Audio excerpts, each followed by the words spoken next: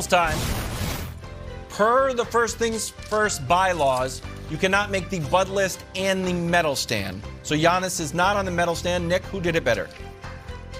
Well, I'll tell you what Giannis, though, is on the recipient list of Nick Wright's NBA medals, the gold medal award. We're sending it. This is solid gold, by the way. We spent our entire budget for the rest of the year. This is being sent to Milwaukee. Giannis's face is on it. It is a gorgeous, gorgeous piece of jewelry. It's very heavy. It's being sent to Milwaukee shortly for his regular season performance. However, postseason he lost last night. No medal for him. Instead, well, 1 second, Rick Bucher. Sorry, my apologies. We have to go to Grant Williams.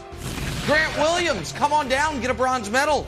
Kept the Celtics alive with a shocking first half shooting performance. 13 points on 3 shots in the first half, 17 points for the game. Kept them in it early, and then obviously they won late. Grant Williams gets a bronze. Silver medal, DeMar DeRozan. 41-7-4 for Debo. Good for him as the Bulls get literally their first win against an excellent team all year. And then the gold medal, Joel Embiid. Looking awful MVP-ish, dare I say. 33, 13, and the game-winning 3.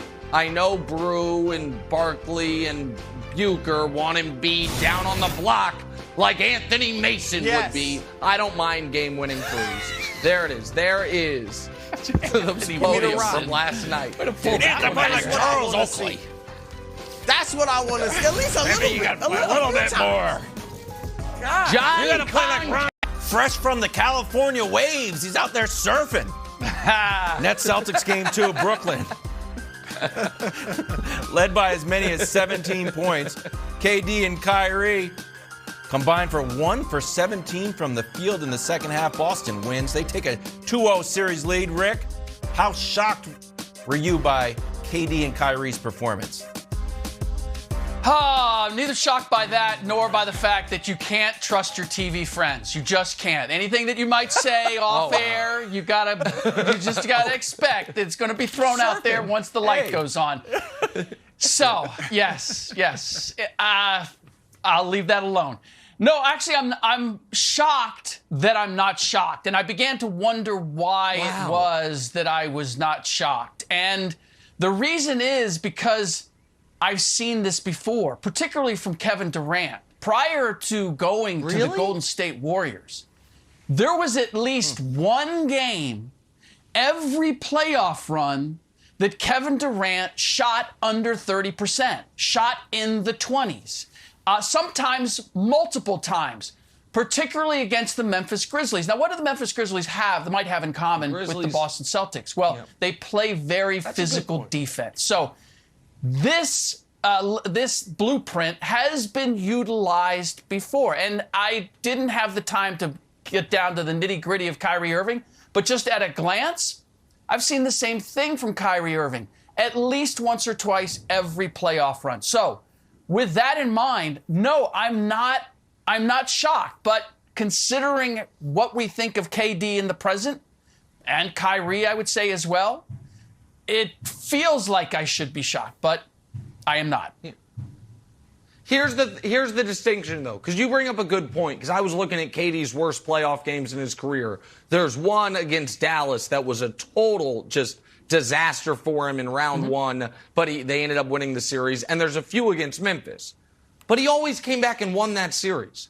They're not going to come back and win this series, and in part because they couldn't hold a 17-point lead last night. And Brew, I understand. I like to give credit to defense. I like to talk about the importance of defense. But in the NBA, great offense typically at least gets a push against great defense. That's the reason why guys like Tony Allen, who was one of the best defensive players of a generation, was never in All-Star games because he was only a great defensive player, wasn't a great offensive player. The idea that you could hold KD and Kyrie to 1 for 17 from the field is unfathomable. And I think Kyrie is overrated by the media and by the other players. He is a great but inconsistent offensive player, nothing more, nothing less. Durant is supposed to be in the Kobe Bryant, Larry Bird discussion for greatest forwards ever, not named LeBron James. And for him, in a critical game, to make 4 shots, to go 0 for 10 from the field in the second half, and to consistently have the ball taken from him where he almost looked like Brew, he couldn't be bothered to meet the Celtics' physicality with physicality of his own, was jarring. And it should not happen in a game of this importance for a player this great. Yeah, and I think also, especially, you guys mentioned some of his poor playoff games in the past. Some of those came without Russell Westbrook there in Oklahoma City. So they could just focus on KD. You got Kyrie Irving on the floor, too. And that's the benefit, supposedly, of having these two guys, is that you can't over-focus on one because the other will kill you.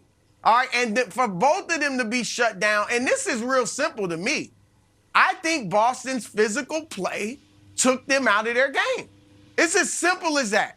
Marcus Smart locked up Kyrie Irving. And we can talk all we want about, Nick, you said it, great offense can obviously outdo great defense. Not all the time. And last night, Kyrie wasn't even going to get the ball. He was letting Kevin Durant bring the ball up court. Again, maybe that was Nash's game plan to get, KD some downhill momentum against that defense. KD said they were doubling him and triple teaming him when he was off the ball. But for whatever the case, Kyrie was not really engaged. And then Durant, it didn't look to me, Nick, like he couldn't be bothered with matching their physicality. It looked like he couldn't match it. And that is stunning because he is getting stripped of the ball, stripped of his dribble, to the point where last night we saw him miss some open shots because he's hearing footsteps. There it is right there. Jason Tatum blocks his jumper. And so, look, we've all said we want to see Kevin Durant lead a team to a championship, not just be the best player on a ready-made team like he had in Golden State. And he's having trouble doing it, as he's had trouble his entire career closing the deal. So, Wiles, I was just surprised because yesterday I spent the whole day talking about KD gives you 40 after a playoff loss, and last night he didn't come close. So I assume KD and Kyrie are going to be back in a big way when they play in Brooklyn. Because I think a lot of it was the Celtics crowd, to be honest with you. I think there was a certain point when the Nets let go of the rope and you could feel the momentum shift and the crowd was on Kyrie every single time. And once KD started to struggle, it just seemed like it got worse and worse. Well, Rick, I want to ask you this. Are we sure KD and Kyrie are going to have a big bounce-back game? Because after game one, when KD struggled, everybody was like, no big deal. He's Kevin Durant. And then he has